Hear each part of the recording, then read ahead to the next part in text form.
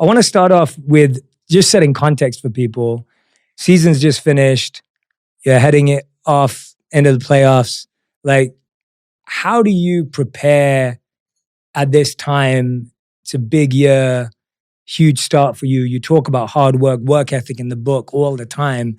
But how is this different? Or how do you set yourself up? Yeah, it's wild. This is my 18th season, right, in the NBA, and it's been a lot, right? A lot of good things have happened, but a lot of unfortunate bad things have happened. Losses, injuries, and all of this. And it's crazy. I usually have like this dead date, right? Honestly, like we usually have this dead date with everybody that works with me where we be like, look, Chris will be doing meetings and all this stuff until this date. And then we just lock in, you know what I mean? But doing the book and everything, it's been cool, and getting a chance to do this is really cool.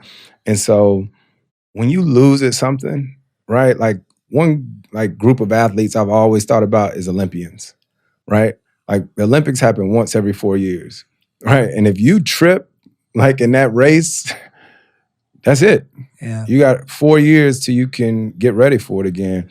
But see, for us, like when we lost last year in the playoffs, you know, you feel that heartache and that hurt. And it's like, I can't wait till next year. And now finally next year is here. You know, so we got 5-6 days to get ready for our first game, but it's nothing like it. Yeah. In the book, you said you think the game. And when I read that, I thought that was interesting to me. I've sat down with so many athletes on the show and behind the scenes as well, but I'd never really heard anyone say it that way. What does that mean today? What does that mean right now? Yeah, that means, do you do anything? Do you like play cards at all? I used to play soccer growing up. That was like my favorite sport growing up. But like, even if it's soccer, if it's Connect Four, right? Like I play dominoes. I play ping pong. I play ping pong. I play any and everything. And in everything you do, you have to have a strategy, right? Whether it's a card game or anything, and you just have to think different layers. You can always play, right? Just play, but if you can think the game too. And so like I was up this morning, like as soon as I woke up this morning and before I called my kids, I was on YouTube, like looking at clips. Like I go to YouTube and I'll look at, or I'll go to this website that'll show me every shot I've missed or made since I've been in the NBA.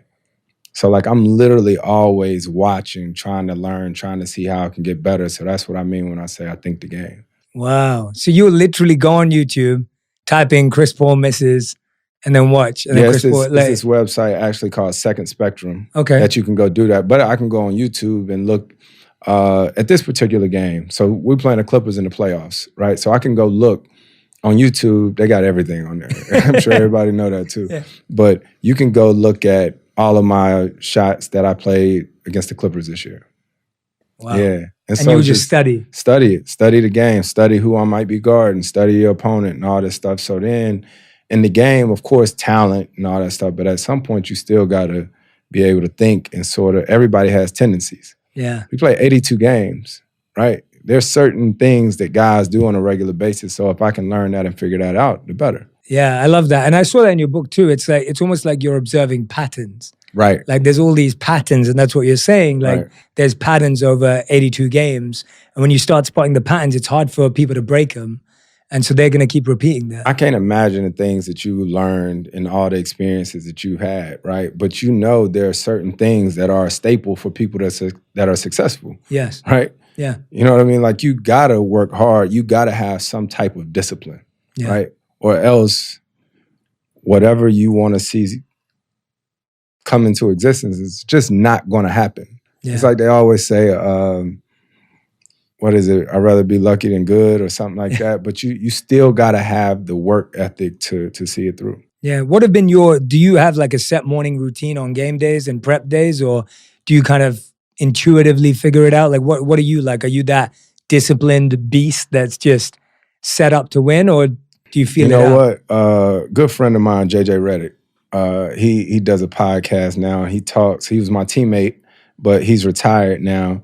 Earlier this year, he was talking about how sometimes a routine can drive you nuts, right? And I sort of got into that mode because I didn't play so long. I didn't felt like if I don't do this particular thing, I'm not sure what's going to happen tonight. Yeah. You know, especially with how many games I play. Like I'm serious. I used to have so much anxiety. Like oh man, if I didn't do this before I run out on the court, God, some injury might happen. I mean, I used to have this crazy routine for the past few years. Like I would get up, I would eat breakfast, go to the gym, shoot around might be at 10. I might get there at 8:15, do all this stretching, workout, shoot, and go home. I would get body work from like 11:15, 11:30 to like 1 o'clock. And then I would lay down, had to be at 1, get up at 3, shower, get dressed, eat, get in the car, go to the game. You know, it just made for a long day. Honestly, on a game day, it was a long day. And so I stopped doing necessarily the body work from 11:15 to 1 just to give me some time to live. Yeah. Honestly, to just be, maybe like watch a show for a little bit when my kids in town, chill with them or whatnot. And it's actually been like liberating. Yeah. But for so long, you just like, I got to do this, I got to do that. And it'll drive you nuts. Yeah. And it sounds like that's the way of it though, right? Like the reason you can take that break now or watch that show or catch up with your kids is because of that investment you put in for like 15 years, 16 years, for 17 sure, years. for sure. But you also realize that sometimes you got to break up the monotony of that routine or whatnot just to give yourself a break. Yeah. I think that's going to help a lot of people listening because I think there's so many people listening right now who are stuck in their routine and don't realize how much it'll drive you crazy, especially in what we do. Now, there's certain things like there's certain handshakes that's got to happen. I like a few things not going to change, right? Like when they call our name out for the starting lineups, I make sure I dap up all my teammates. Then I go to the little slant board. I make sure I put my foot on that 3 times. I make sure I get the chalk, rub my hands together, clap them together 3 times, hit the back stanchion.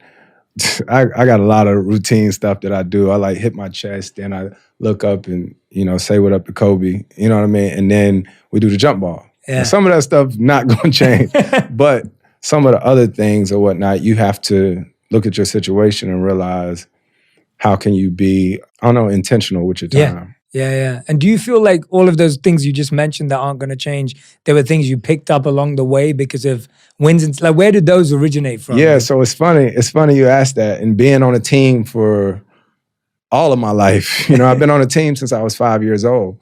And so when you find these little things, they sort of just happen, right? So you're out there with your teammates and you come up with a handshake and then somebody like accidentally do something and then you're like, oh, I like that. We're going to keep doing that.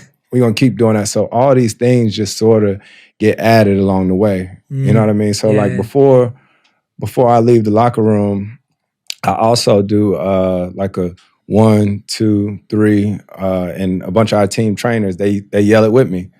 I do 1 and they yell 2, 3, you know, so that stuff just sort of picks up and you keep doing it. That's amazing, man. One of the things that comes through your book is you talk so much about hard work, confidence, you know, seeing your own potential when no one else sees it, being able to bet on yourself, having that confidence. And even today I can tell but at the same time with that confidence, there's this humility in your book too, because you talk so much about the teachers and the coaches and the mentors, and you talk about this idea about how no one's really self-made. Right. And so you have this great balance between this confidence and this humility. I wonder, what was something that you were insecure about as a kid? Was there anything in your life that you weren't confident about or things that made you doubt yourself at all? All types of things. I mean, I was small, right? Well, some people would still say I am. You know what I mean? In my profession. I'm small. Yeah. In my profession. But I mean, I was a little brother, right? So I had my older brother and all his friends would pick on me. You can't do this. You can't do that. I played football. I mean, I was on my AAU basketball team. I think I talk about this in the book. And everybody on my team was on varsity except for me, right? And so I was a little bit slower, right, than some of the other guys. I mean, one of the most embarrassing things was back then, our team used to run out for warm-ups. And back then, like our parents had chants and all these songs they would sing. And as my teammates, we ran out to the court, everyone would run and smack the backboard, right? Everybody, bop, bop, everybody smacking the backboard. I couldn't touch the backboard. So I would have to run by the backboard and just get back in line. So I just had this conversation with my son the other day because I told my son he's going to be vertically challenged just like me. And so one of his biggest goals is to be able to dunk, right? So he asked me when did I dunk for the first time. I was a junior, I think in high school when I dunked for the first time. So he was like, I'm gonna dunk before that. I'm gonna dunk before that. And I told him I'm cool and fine with that. But I also want him to develop the actual skills of like playing the game. I feel like so many times now kids just want to be able to dunk instead of learning actually how to play the game. How did you make that difference for yourself growing up? Because I feel like kids are always kids, right? Like Right. you grew up watching Jordan and you want, so Yeah. I feel like everyone who grows up watching anyone, we all want to stand Emulate. that way, Yep. imitate, right? And so how did you stop yourself as an athlete when you were coming up to refocus just as you're encouraging little Chris to do? It was just different. And I say different because, and it may be because of my circumstances and my situation, right? And seeing my grandfather, right? So I saw how my grandfather provided for my family in so many different ways, especially financially. And growing up the way I grew up, I always wanted more. Like I wanted more, not just like financially, but I wanted to see things and I wanted my family to see things. And I don't know, I've just always been very competitive. And my brother helped make me that way. But I just, still to this day, like I really don't take no for an answer, right? Like there's gotta be a way, there's gotta be a solution. And if you tell me I can't do it, then we're gonna see about it. You know? And so it was a drive about it, and it was a drive to just want to be better, and the curiosity. And I don't know, like I said, it was almost subconscious watching my grandfather work, right? So I played football. My coaches were hard on me, and I just knew if I wanted to do something, I had to work. Yeah, that work was just obvious through your grandfather who just lived it every day. And when you took the kids back to see the service station in the space, that part of the book is really special because you reminded me. So I was 9 years old when my dad took me back to the home he grew up in. And my dad's home was probably as big. His home was as big as this room, like cut off that part as well, like none of that hallway. So his whole house was this big. And it was in India where he grew up. And so he took me there. And I remember like walking outside, there was a lot of like trash on the floor. There were like rats running around. There were cockroaches inside. This big bat flew on my face. Like I had my Batman moment. Like I was a 9-year-old kid and this bat flew on my face and it was disgusting. My dad put it out my eyes. And then we went in this house and it was literally this big.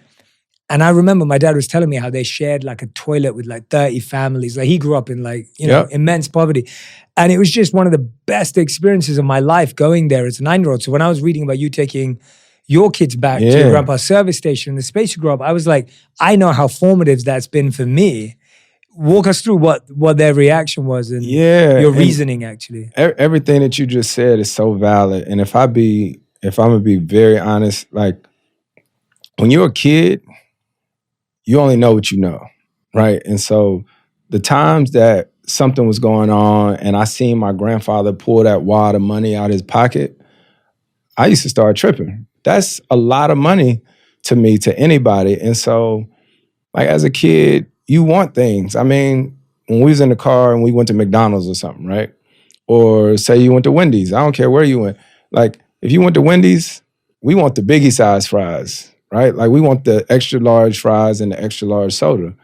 We couldn't do that. You know what I'm saying? Like my parents just wasn't doing it because we didn't have the money to do it. And as a kid, I watched movies too. Did you ever see Richie Rich? Yeah, of course. Right? Yeah, so great movie, you see Richie Rich, you see that movie, what was it, Blank Check? Yeah. You know what I mean? Like as a kid, it's like, dang, I'm trying to see what that be like. Yeah. Right? And so, of course, you want things, things, but the biggest thing that I learned is when I got to the NBA, right?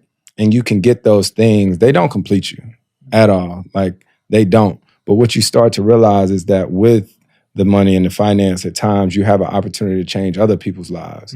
So that's when the work really just sets in. And it's like, all right, I want to keep working because I want to keep providing and helping others or whatnot. So when it came to my kids, they live a totally different life than me and my wife ever did, right? And so this is so crazy. Like I'm picturing these real conversations that I have with my kids, because for me and my wife, like I wanted something different for my parents, right? And the hardest thing is trying to figure out how to get my kids motivated, because they can't get me and my wife a new house. Yeah. You know what I mean? They just can't. And so it's constantly just making sure that they have their own motivation. What's going to motivate them? So I wanted them to see why I am the way I am. Because sometimes they just see mom and dad, or they just see me, but they got a chance to really go see why I get mad if the trash ain't taken out.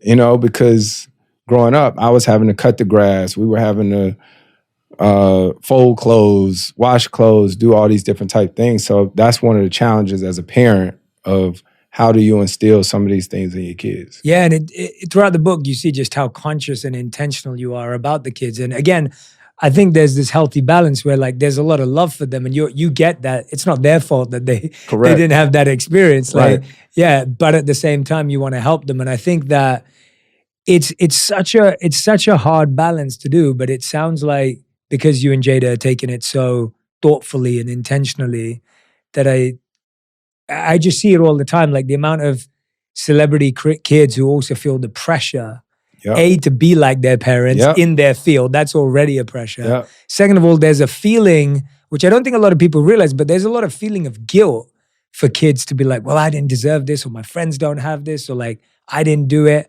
And then on the other side, which you get is the entitlement as well. So it's so much to deal with. It's so much that goes into it, man. And I think the only thing for us that we've always tried to do is at least communicate with them, and don't make them guess or try to figure it out on their own. And even though I'm here somewhat giving advice or whatnot, or talking about my memoir, I'm always looking for advice. Some of the people that I've looked to as mentors or whatnot, most of our conversations have been on parenting, because this thing don't come with a manual. You know, it doesn't. And I'm constantly learning, adapting, trying to adjust, because kids for sure will like test you, you know. And I think it's been the best test that I've ever had, because they show you how to love unconditionally, and it's the best ride. Yeah, the part in the book that really got me was when because I don't have kids yet, and me and my wife have been together for around 10 years now, and we moved from London to New York to LA, and now we live in LA. But the last 7 years have been moving around, and you know, in our own way. Obviously, I'm not moving how you are, but still, kind of that feeling of not having a home. Right. Now we know we live in LA, and we're happy there. But I often think about like how my kids will have a different life to the life I had, even in. So that the point I'm picking out of your book is when you're leaving LA and you're talking to little Chris about it, and he's really upset about it, like because he's made his friends and he's gonna miss him, and you can relate to that as a kid. It doesn't matter who your dad is. Right. It's like as a kid, it's like your friends are everything. You're scared about what it's gonna be like going to a new school. I think that's when you're moving from LA to Houston. Yep. And you're feeling this discomfort. And I love what you say to him, where you're like, I need you. Yeah. And I thought that was amazing to hear a dad say, like, I need you. It wasn't like, you need to do this for me, or you gotta, you know, just fix up and be strong and man up. And how did you recognize that was the conversation? And Jay, I'm very visual. So even as you're talking to me, like I'm envisioning when it happened. Like, we were in my office at my house in Calabasas, and I'll never forget his face, ever. It was tough. And like I said, I grew up around the same friends, right? Like me and my brother got a group chat with our homies back home that we grew up with. And that is probably one of the coolest things about my childhood. Whereas I know to each his own, some people moved around a lot, and it gave them the ability to be flexible to different cultures and this and that. But it was cool having a home base. And so when we left, and Chris said that it was hard. It was really hard, which is why we ultimately made the decision when we went from Houston to OKC to let them stay in LA. And it's always going to be hard. That's what you understand, is that there's no perfect life, there's no perfect family, because in trying to give them stability, now the last 4 years I've been without them. You know, so I think what always ends up happening is somebody got to sacrifice, right? And if anybody gonna sacrifice as far as my family go, I'm gonna make sure it's me, and that's how we got to where we are now. Yeah. And how do you stay strong in that time? Because I get that too. Like my wife and I end up spending a bit of time apart every year as well, because her family, both of our families are from London and they live in London, and our niece and nephew are there, our sisters are there. So my wife misses family a lot, Right. and her family's like her like fuel. Right. And so we end up spending quite a few months apart every year. And I wonder, how do you stay strong? How do you kind of like, what do you work on to make sure that you're filled up as well? Because like you said, it's a sacrifice, but at the same time, you have to be the one to I'm take looking for tips and advice every day. I'm telling you, it's so hard. And I tell you, I think the biggest thing that I try to do is make sure that I'm not too emotional in front of my kids, right? Because my kids are special. Like my son is so like thoughtful, and my daughter is the same way. And it's so different, right? My childhood was, my dad was the coach and all that. My mom was a team mom, so my parents never missed anything. I think probably one of the coolest interactions was we played in LA maybe like a week and a half, 2 weeks ago. And my family came to the game and my kids were standing outside the locker room. And I had no clue they did this, but when a few of my teammates left, they saw my daughter and they was like, Cam, we be watching your baseball games. We be watching your basketball games because I can't be there. I'll literally be in the locker room before a game. My iPad is set up. My wife is videoing the game and I'm doing my stretches and exercises before the game.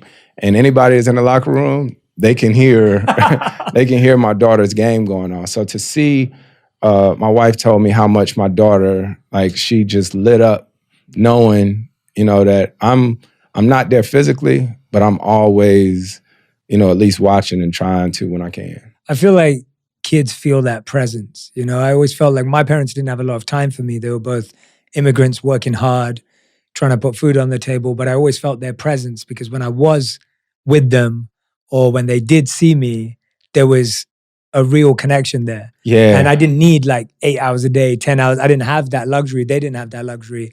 But even if it was for those couple of hours every day. I say that all the time, man. I'm so aware and conscious that like my kids now 13 and 10. They're very smart. They're very aware that if you was to get them a gift, say you're a big time person or something, you get them a gift and somebody that works for you got them the gift, your kids, you can't fool them, but they would much rather have that time. So when I'm in town or whatnot, if I get a day off and I go home, the best time for me is taking my kids to school, right? That 20, 25-minute drive to school, and then even the fact that my daughter still lets me walk her in, those I think are the most priceless moments. Because one thing that I learned during quarantine was that was the first year that I lived away from my family, right? I was in Oklahoma, and then the shutdown happened and we all went home for a while.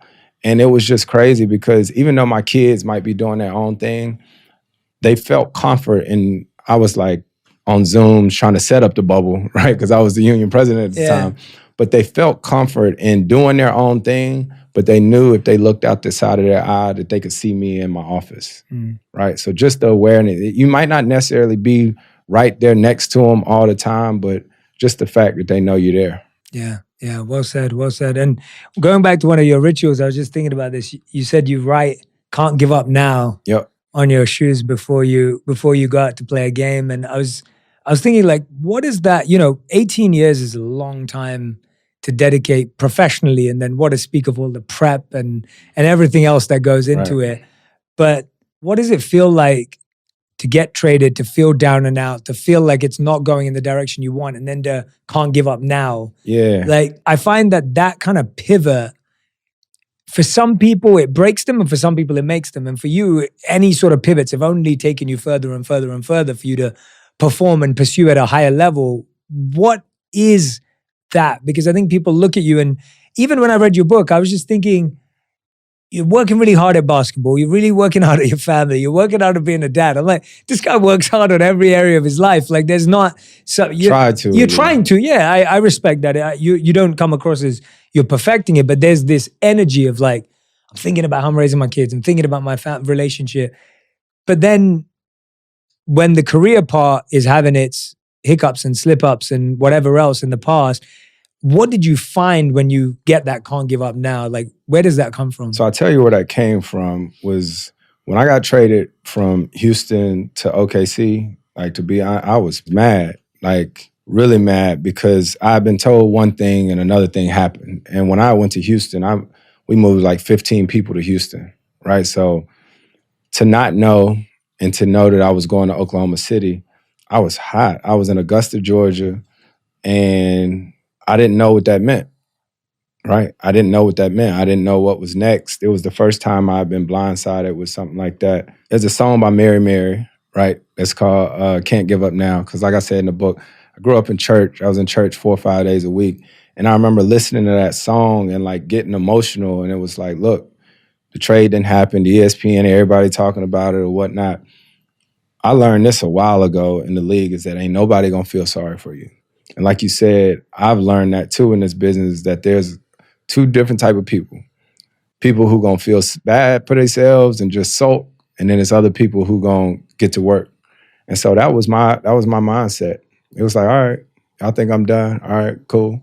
I put my head down and do the work. Yeah. And so that was, my whole energy going into that. Yeah. How do you differentiate between what the media is building as a narrative versus your narrative? Like, I find like athletes, that's what makes the athlete's job a million times harder than even playing the game.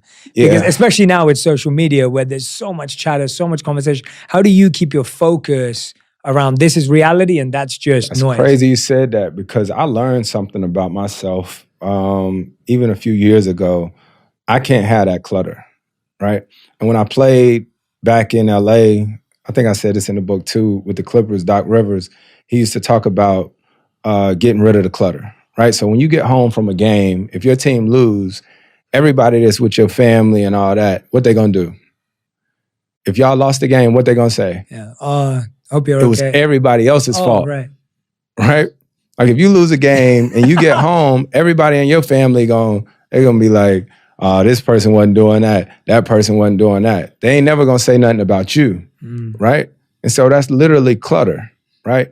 And the same thing I learned years ago in the playoffs. Like in the playoffs, you gotta win 4 games out of 7, right? And I don't care what anybody says about social media or whatnot, but if you win a game in the playoffs and you go on the social media and you had a great game and everybody talking about you like you the best thing since pants with pockets, then you might let your guard down, right? And the same thing if you don't have a good game and you go out there and everybody's talking about how sorry you are, you might lose a little bit of confidence. So for me, I try to block out all of that noise. You know what I mean? So that's like when the playoffs start, I don't want to see what ESPN talking about. I don't want to see what Bleacher, I don't want to see what none of them talking about, because you got to just stay locked in and stay focused. And as long as you know what's true, you know what I mean? Yeah. People are always going to say something. Always. They're going to try to have some type of narrative or whatnot. But as long as you know what's real, I think that's what can help you keep your sanity. Yeah. And I think that's one of the hardest skills for anyone, let alone someone who a lot of people in the world are talking about. Like that's, I can imagine that affects kids today. I'm sure kids feel it at school and you see that with them at school. Like, and see, this is the thing I tell you, and I'm not a parent, coach, or anything like that. I can only tell you my experience, but what I've learned with social media with kids, right, and having a 13 and a 10-year-old is that when I was growing up, if a girl didn't like you or something like that, you dealt with it at school, right? Once you went home, you didn't have to deal with it, right? You just saw her at school the next day. Now with phones and social media and all that, one thing I know is that these kids are dealing with things all day long, right? It could be on Snapchat, it could be on Instagram or whatnot. And if us as adults, if we can't handle that mental capacity, like I said, I can't handle that. Like I'm on Instagram, but I'll go weeks without even looking at it. You know what I mean? Just because I feel like, with our stories and stuff like that now, we ask people how they doing. We already know what the hell they done did for the last 3 weeks. You know what I mean? So That's just me. Yeah. Yeah. I want to shift here because there's what I found was really special as someone who was reading your book and just, again, like I said, learning so much about you. It was like you said that your grandpa, used to encourage you to listen to obituaries, and when they came on, and he'd tell you more about that person too. Like he had this Yeah. amazing memory. It's He weird said, though. I ain't gonna yeah, say it was weird and kind of strange because like it wasn't no like iPhones where the alarm went off and he knew to do it. It's like everybody would be working and my granddaddy would just be like, cut on the obituaries. And as soon as somebody hit the little radio player, the song would be playing. It's like kind of morbid. And they would just start naming off the people who had died, right? And I mean, everybody out there working, and you might hear Mr. Ulysses or Bo or somebody say, oh, such and such died. They didn't know. And my granddad might start talking about one of them, but because I talk about my grandmother dying when I was 7. That was my first time, being faced with death. And then it's crazy. It was a funeral home in our hometown called Russell's Funeral Home. Like once every like 2 weeks or whatnot, they would bring their fleet of cars up to the service station because they had it's crazy to think about it now, they had a business account, right, with my granddad's service station. And so just, it was a lot, man. That's why I still don't deal with death well. You know what I mean? To see the hearses pull in there and I don't know, it was different. yeah. It's you said that with your grandmother's passing, you were like, I never really got over that. Like, and I think that's so real for so many people. But like you said, like people often say like, oh, I know how you feel, but no one can know how you feel because they didn't know that person. They didn't know your connection to them, that experience. Like you dealt with that so early on at 7. And like you said, you never really got over it. Now, when you look back on it, is it something you even want to get over, or is it something that just stays with you and it's I think it just stays with me because I tell you, like writing this book was also like therapeutic because some of the stuff I had never talked about. And so might have been a week or two ago, I was talking to my parents and was just asking them, like, I was like, Dad, I was like, when was the first time you dealt with death, right? Because my kids are 13 and 10 and they haven't, right? The only person I think that they've seen pass away, knock on wood, is my wife's grandmother, right? And so obviously the less you have to deal with death, the better. But I mean, as soon as I go to a funeral, right, all those emotions from when I was 7, they come right back. They come right back. And it's something about the closure aspect of it and somebody not being there anymore. I'll tell you something really cool. My dad, when I grew up as a kid, videoed everything. Every one of my games was VHS, all of that. My dad found a bunch of those tapes and he had them converted into DVDs. And so recently, maybe like 3 weeks ago, he sent the DVDs to me. He hadn't even watched them. And I put one of the DVDs in and I was watching it. And we used to have events all the time at this place up the street from our house. And I was looking at the video and I was like, what is this? And I kept watching it for a while and my granddad walked in. It was actually a video from his 60th birthday, right? Literally just 3 weeks ago came across this. Wow. And it was like emotional watching it. And I started filming some of it because I hadn't heard my granddad's voice in over 20 years since he passed away. I took a video of it and I put it in our family group chat. My mom called me. She pulled over to the side of the road and she was crying because you don't think about stuff like that. You know what I mean? My kids, they know the story of my grandfather. They know all of that, but they had never heard his voice. My wife, I didn't know she had never heard his voice, right? So to have this footage now, and my brother talked, wishing him a happy birthday, and I'm anxiously watching. I'm like, man, where am I? Where am I? Because you see everybody setting up, and then you see somebody say, all right, everybody be quiet. He about to walk in, because it was like a surprise. And so when I heard somebody say that, I was like, oh, I must be bringing him in to surprise, because we used to be together all the time. And then he walks in, and now I don't see myself. And I'm like, where am I in this video? And as my brother's giving his happy birthday speech to my granddad, he says, if Chris was here, he would have said the same thing. And then I like just this whole feeling came over me because I wasn't there. And I called my mom. I was like, Mom, where was I? Where was I? And she was like, you had to be at an AAU tournament. And so it was crazy. Like I was getting emotional again because I was like, damn, that's sort of been the story of my life, is missing stuff. You know what I mean? But it's crazy. Like I said, death and all this stuff, you never get over it. And you're not reminded of it until you face with it again. Yeah. Thank you for sharing that story, man. I mean, that's like to be reminded of being absent because you're pursuing your dream, but then, the stuff, like you said, sacrifice. You said Right. something has to be sacrificed, but I can't imagine what it felt like to, reconnect back with that memory through finding an amazing tape, but then feeling like you're not there. Especially at this time with the book coming out, to finally see that was really cool. And I think, I got my little cousin AJ and Takoya, who like 29 and 27, they had never heard. AJ had, but they were kids or whatever when he died, so they hadn't heard anything. Yeah, yeah. What do you think was a lesson? There's so many lessons in the book that you learned from your grandpa, and that are, I think people should read the book to learn the depth of it. But what's the lesson that you think you carry in your heart the most, that stays with you right now till this day, that you feel lives with you?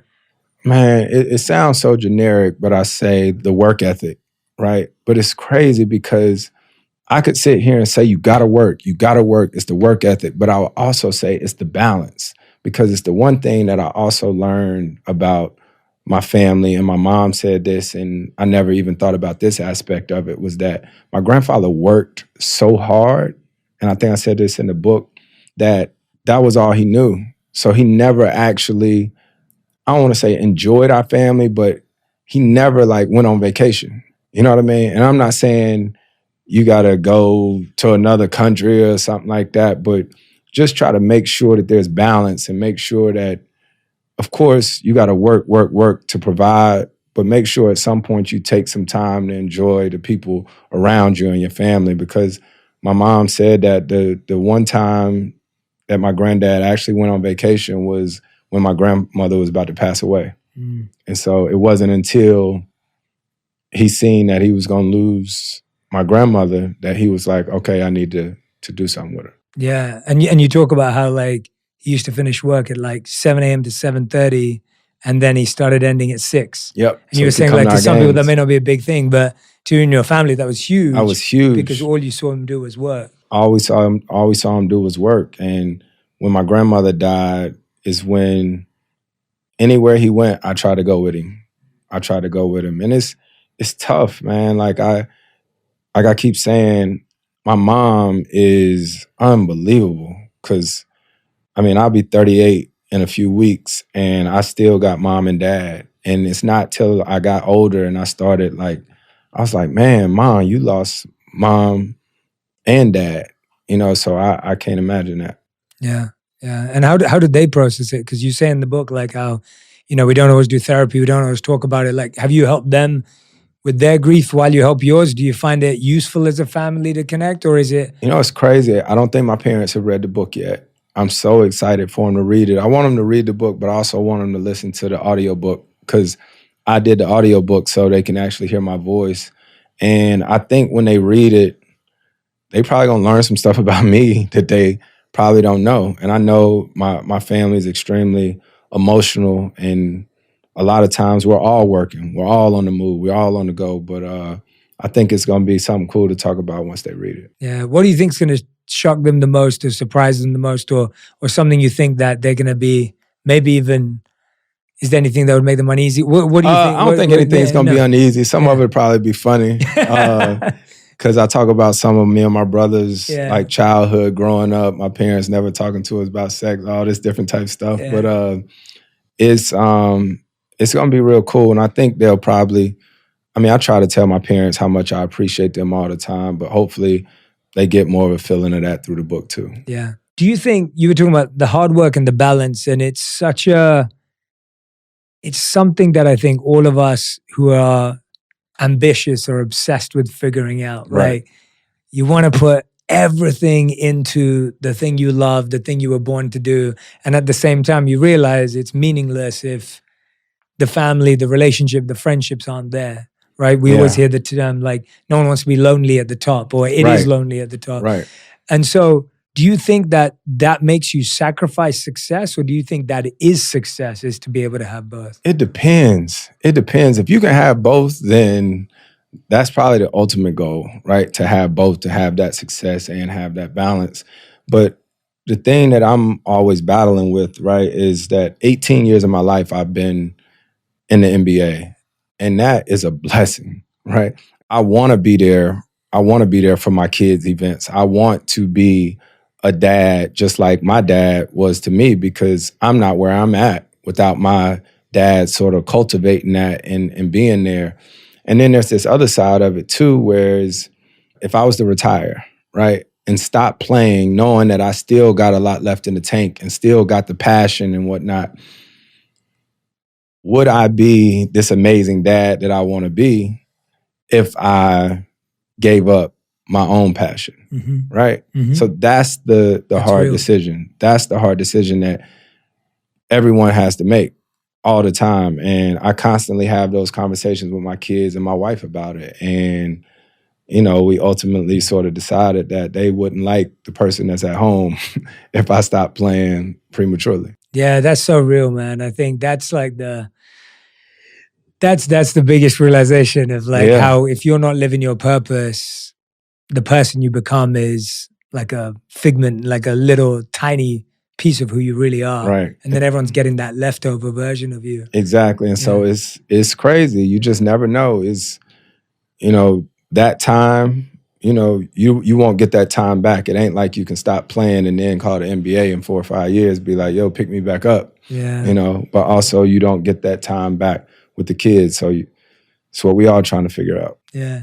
If you were in that tape, if you were there at that birthday, what would you have said? Oh, man. I'm sure it's a tape somewhere from one of those other birthdays, but I know I would have just talked about how my granddad was my best friend, you know, and how I was happy for him to be there. And I probably would have said something about him not having his teeth in. You know, in the video that I seen of him, he didn't have his teeth in his mouth. So as soon as I seen him walk in and his whole face was closed up, I was like, oh, where's my granddaddy teeth at? But I don't know. And it was crazy for me because, like I said, I'm watching this video not knowing what it is. And then when I see it's his 60th birthday, knowing that he died literally the next year at 61, it was crazy. So I would have definitely just told him, you know, how much I love and appreciate him, and probably try to get him to move in with us again.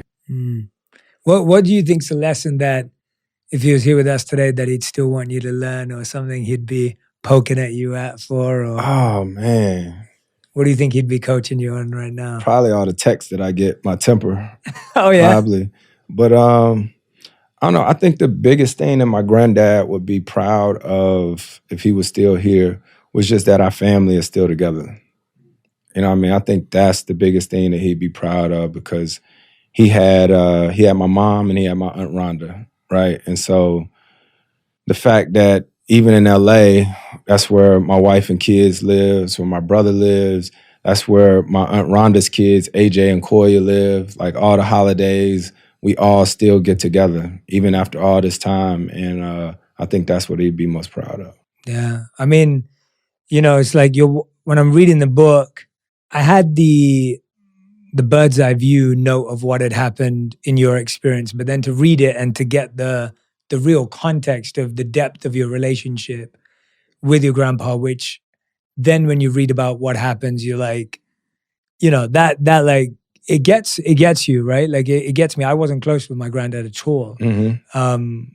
I barely met my dad's dad, and I was never really that close to my mom's dad. And so I can't even say I know how you feel, because I don't even have that context, but I felt close to your relationship with your granddad because of how you describe him. And then, I mean, there's no words to describe it, for it to happen just in the most tragic way that you could lose someone you love. And the way you find out, the way you rush over there, like, yeah, that whole moment when I'm reading it, it was like, I can't imagine how tough it is to relive that for you as you're writing it out. And why was it so important to share that piece? And why did it mean so much to you to share that piece? Yeah, I think it was important for me to share it. Just selfishly, it was for me too. To talk about it and also to show why I am sort of the way I am and why I'm wired the way I am. And I don't know, keep learning little things. Like throughout the book, throughout the process of writing the book, I was having to call and ask like my mom some questions, right? Like that's how I found out my granddad's name was Chili. Yeah. We called him Papa Chili, but called my mom. Luckily, my granddad still has a few siblings that's still alive. And that's why it's so important to ask our grandparents and things like that questions so we know our history.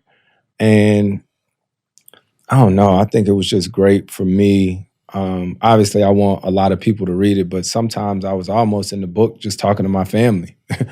Because even being away from home, right? I haven't lived in Winston-Salem in 18 years, and that's where all my family is.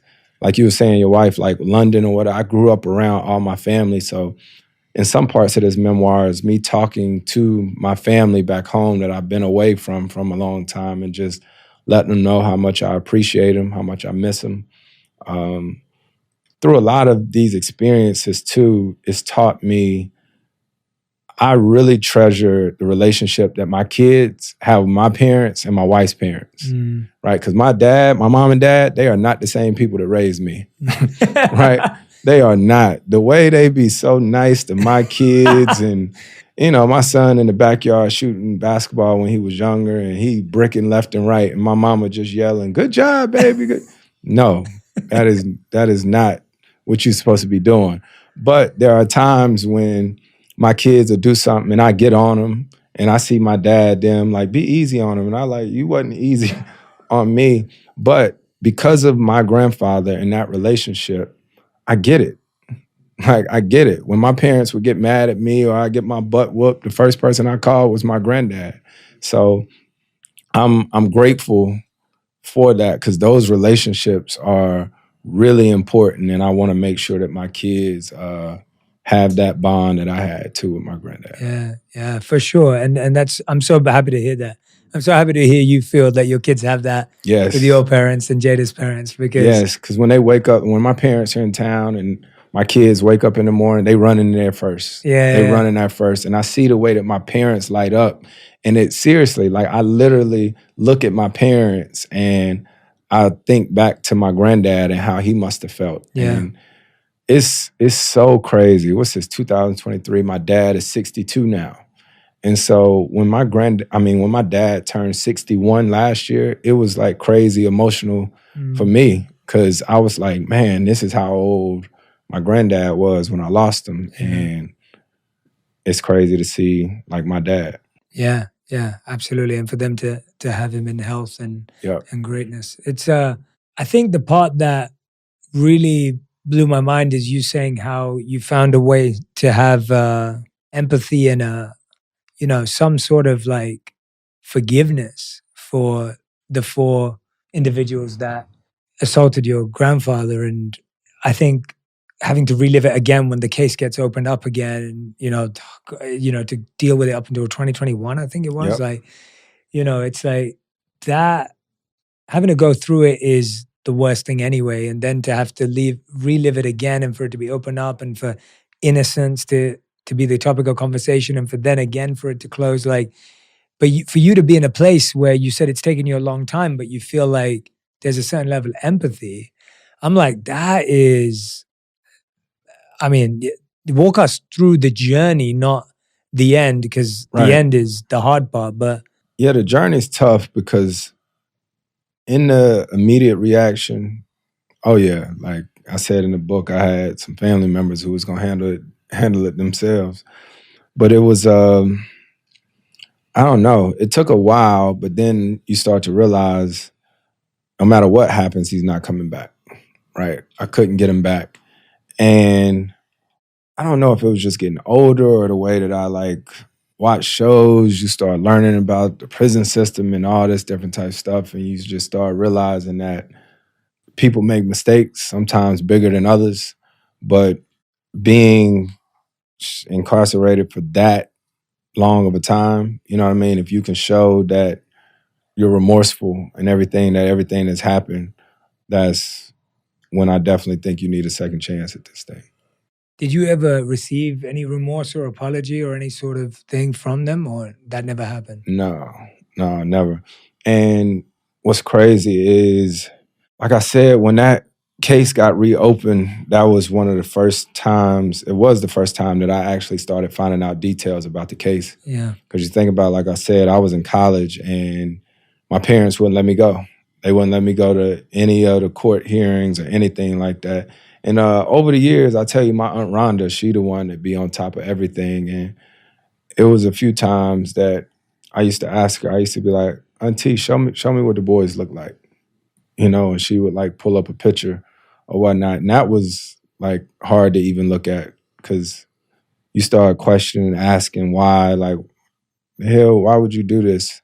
But as time goes on, you just try to heal. That's huge, man. To never hear the apology and remorse, and to almost to accept an apology you never received in order to rise above. I mean, that's like, I mean, I was going to ask you, what do you think is the toughest thing you've ever done? I'm like, that sounds like the toughest thing anyone's ever had to do. Yeah, for sure. It's definitely one of them. Like I said, I think it was the unexpected situation as far as my granddad. And in the book, like I really like detail, when traumatic things happen, you sort of tend to remember everything down to, I remember scuffing my Jordans. Yeah. You know what I mean? Right there by the gym.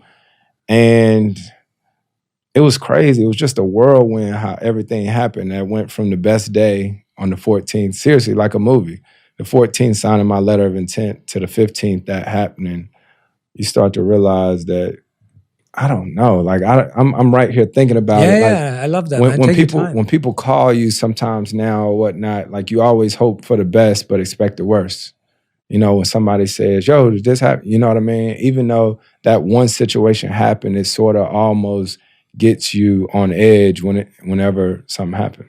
Yeah. Well, I think that the book is genuinely like, it's a beautiful dedication to your grandpa. Like it is like, I can't imagine anyone in the world who wouldn't be super proud to be honored in that way. Like it's such a beautiful honoring of a person that you loved. And I don't think I've ever read a memoir that felt like an honoring of someone else. Man, I appreciate it.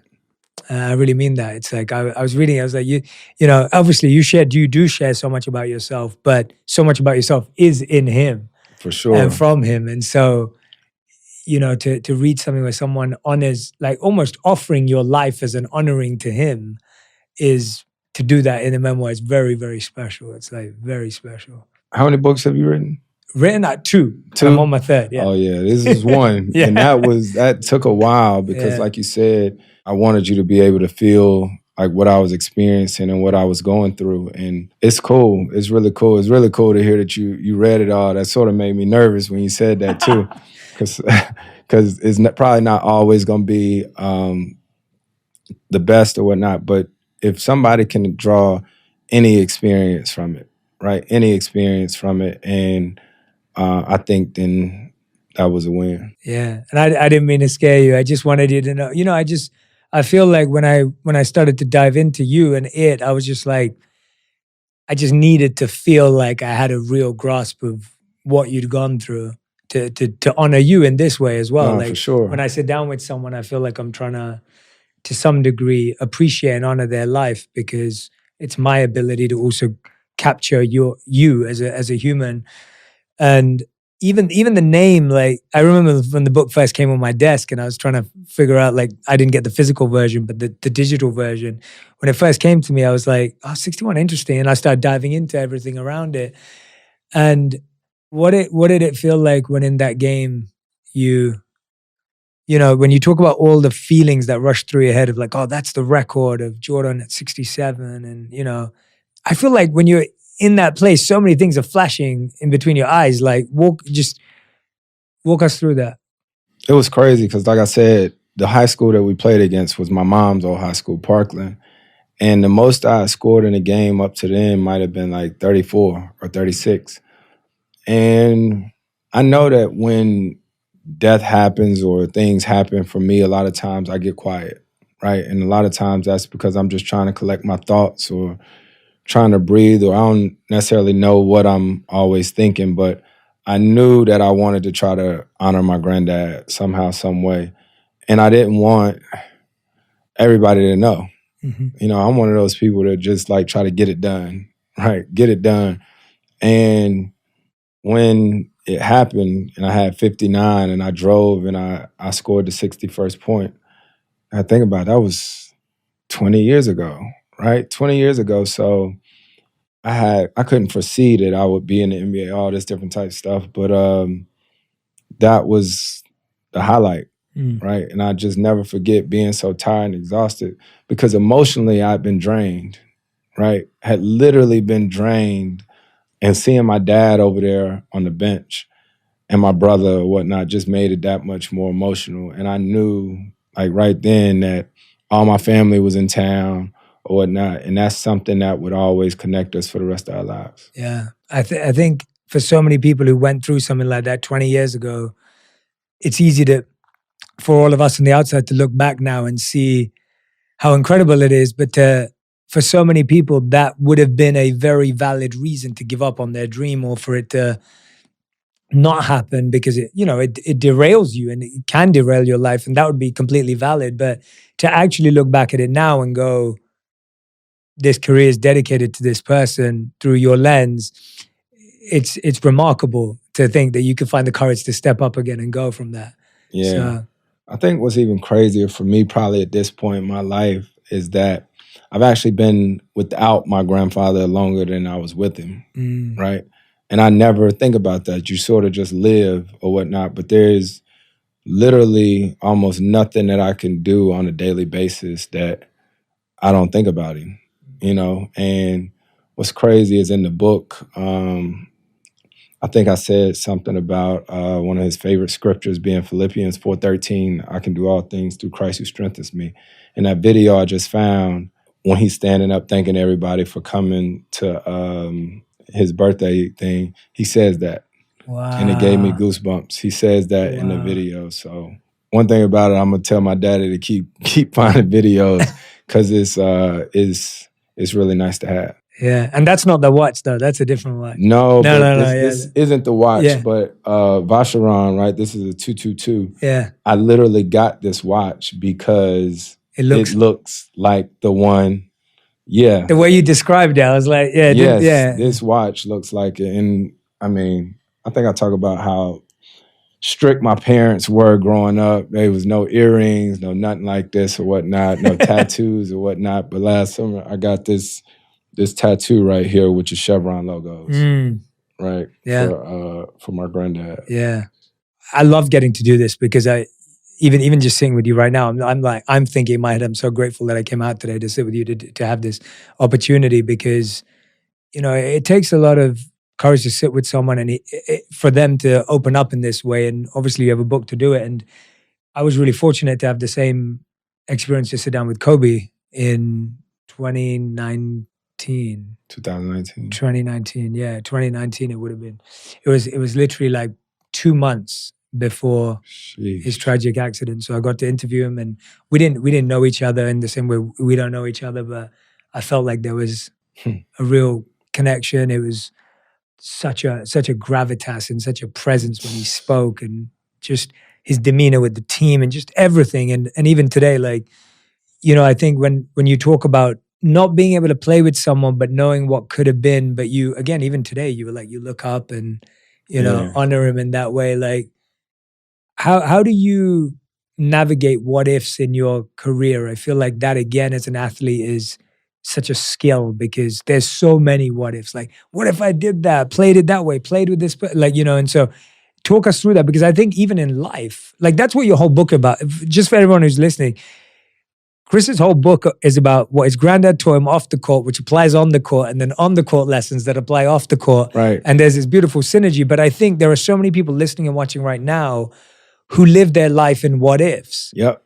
And you've had a lot of what ifs. That's the big one you call out in the book. How do you breathe and live through that? You know what? It's 24 chapters in my book, you know what I mean, as a tribute to Kobe. You know what I mean? And I was actually on the phone with Adam Silver yesterday, and brought up a Kobe quote talking to him, and I actually talk to Vanessa every now and then too.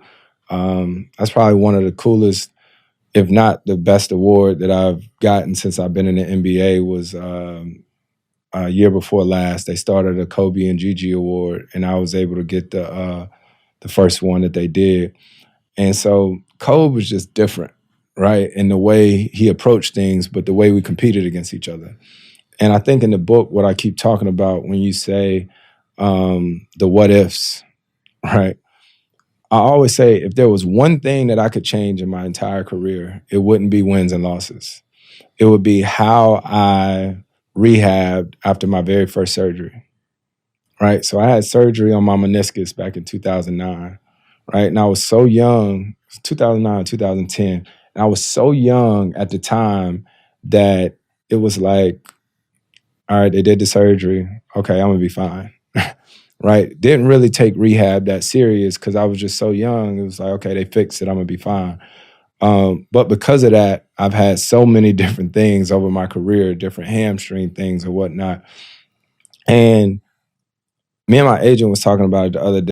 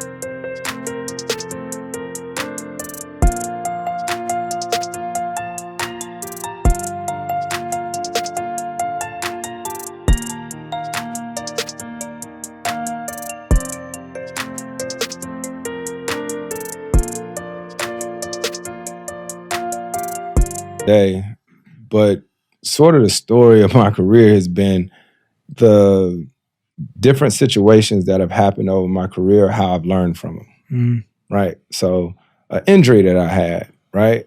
It taught me something, and I was like, okay, I'm gonna figure out how this is gonna make me better, right? I get traded or whatnot. Okay, they feel like I ain't performing well enough or I'm not playing enough games. How is this gonna make me better? So every time something has happened, right? You know, like I talk about in the book, the craziest thing, probably one of the craziest things in my career was that injury in Houston when I got hurt and we were a game away from going to the NBA Finals. And so had that not happened, had I not hurt my hamstring that year and then hurt it again the next year, I don't think I still would be playing in the league right now. Because all of that stuff was a wake-up call to me. It was like, I got to change something. I got to change something. I got to figure this out. And once all that stuff happens, right? So if you sit around, and I'll tell you this, if you sit around and dwell on that what if too long, somebody gonna pass you by. You know, so if you sitting over there trying to figure out what if, somebody else over here gonna take your job. Yeah, definitely. And I love that idea. If this happened, what can I do better? This happened, what can I do better? That mentality of like continuous improvement and rededication as opposed to... Exactly. Instead of what if, it might be what's next. You know what I mean? Because, yeah, you can sit back and chill, and me and Kobe every now and then be like, man, we play together. Yeah, what not? But everybody can't do it, but I can compartmentalize that. I can talk about this what if, but I'm still...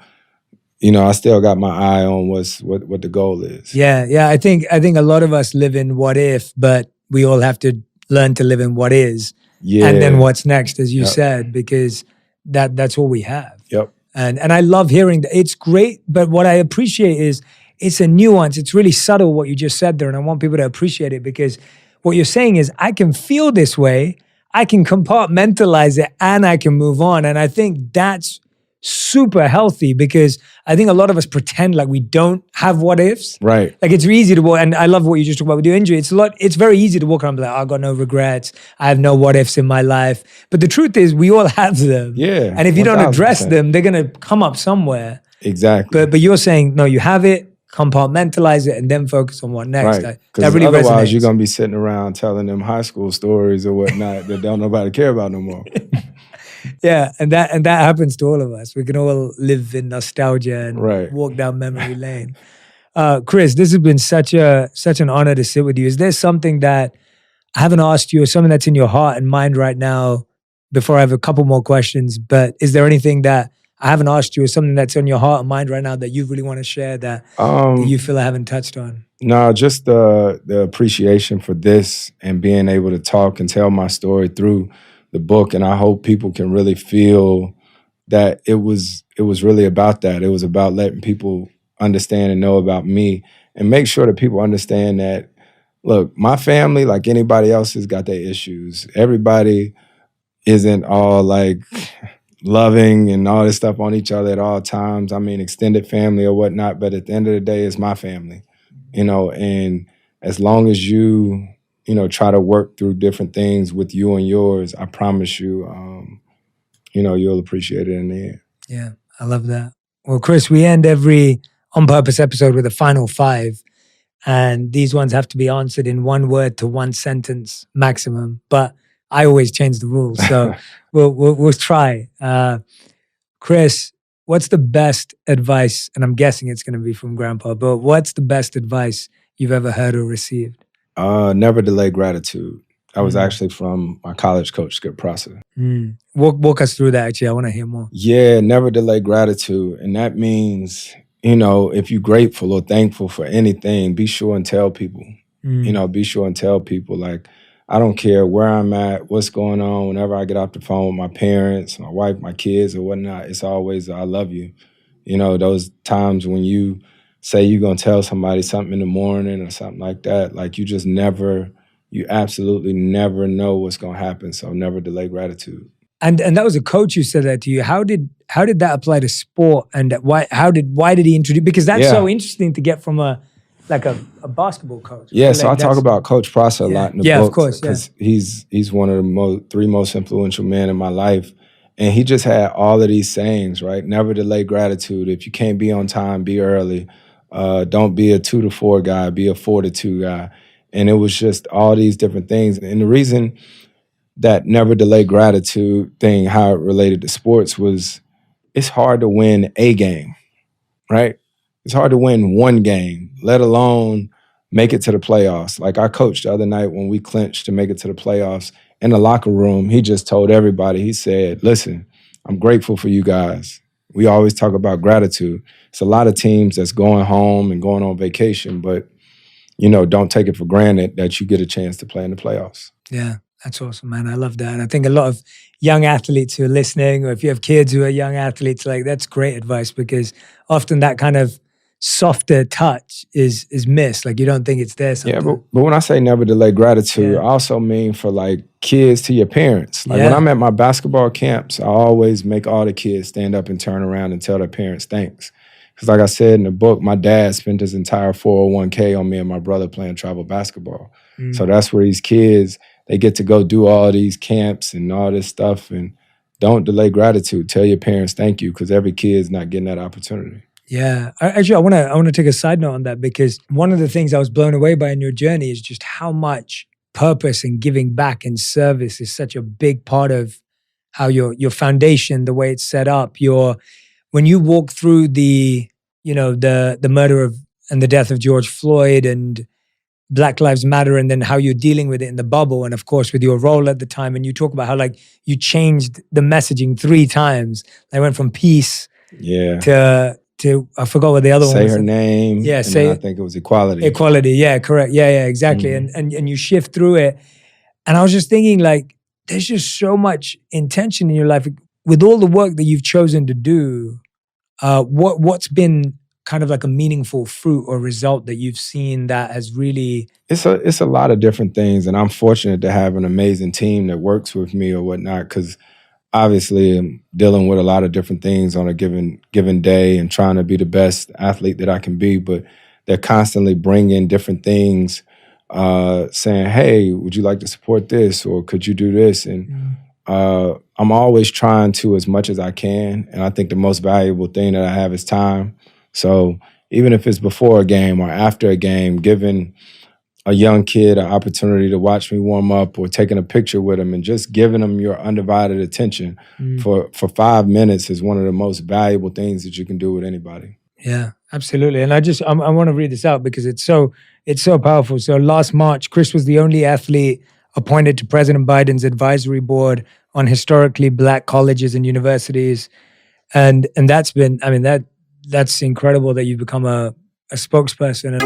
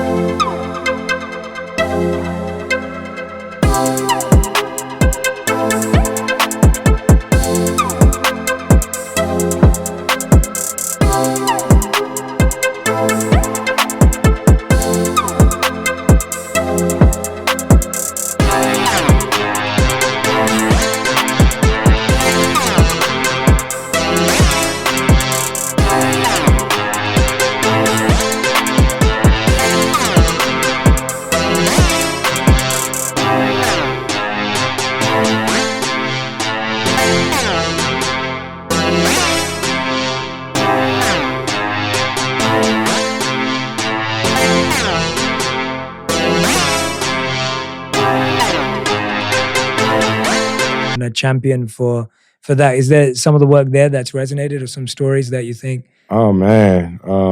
It's probably so many. Yeah, I mean, well, we got a lot of different things. What we've done is me and my brother a few years ago, and then Carmen actually did it too. We went to this business class at Harvard with Anita Elbers, a BIMS class, business education, management, sports, I think. And after going to that class at Harvard, we were like, why isn't this curriculum or course offered at HBCUs? And we got to work, and Anita helped with it, and now we have that course at a few different HBCUs. Wow. Right? So just always trying to figure out how we can make some type of impact. Equality again. Exactly. Equal access. Yeah. Equal access to education.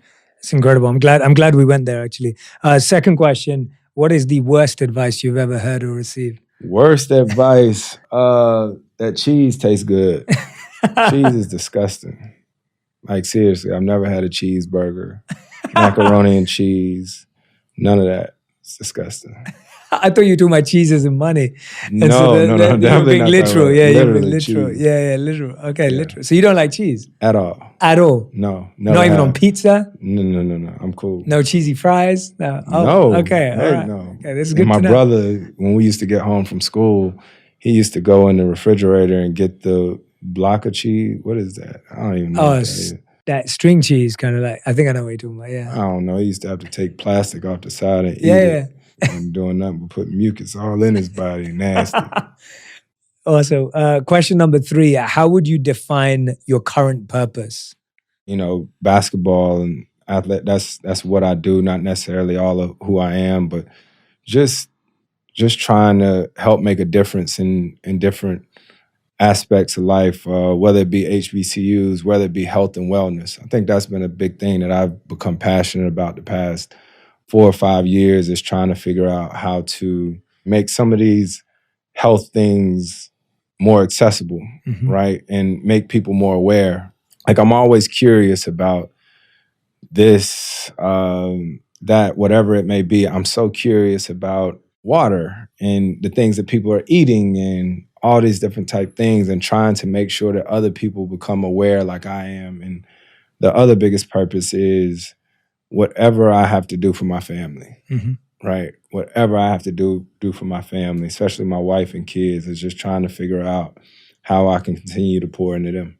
Question number 4, what's your reaction to the title point guard? Oh man, the point guard thing has been, it's crazy. I don't even know when it started. I don't even know when it started, but it's a privilege, right? Like a honor, basically, that people see you playing the game the right way. Now, it ain't some like worshiping thing or whatnot, but I get really like kind of shy and bashful when people say that or whatnot. But it's cool to be even in that consideration. And playing for as long as I played. That's dope. Fifth and final question. If you could create, we asked this to every guest who's ever been on the show.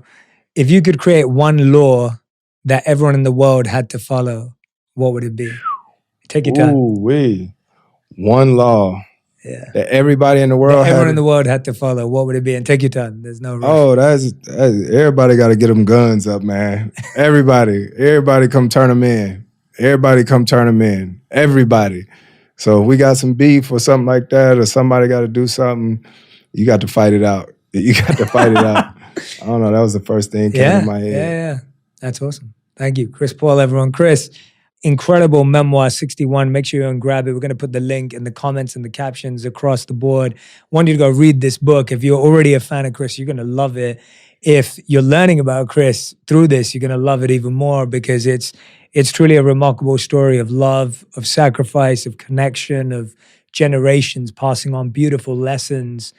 You've got like 4 or 5 generations in the book being talked about. So I hope you go and grab a copy of 61. Chris Paul, it's been a pleasure and honor sitting down with you. Honestly, you're a real one, man. This has been one of my favorite interviews, honestly, because you're so present. When I was sitting with your book, it felt that way, and to sit with you and to watch you thinking and to watch you visualize it.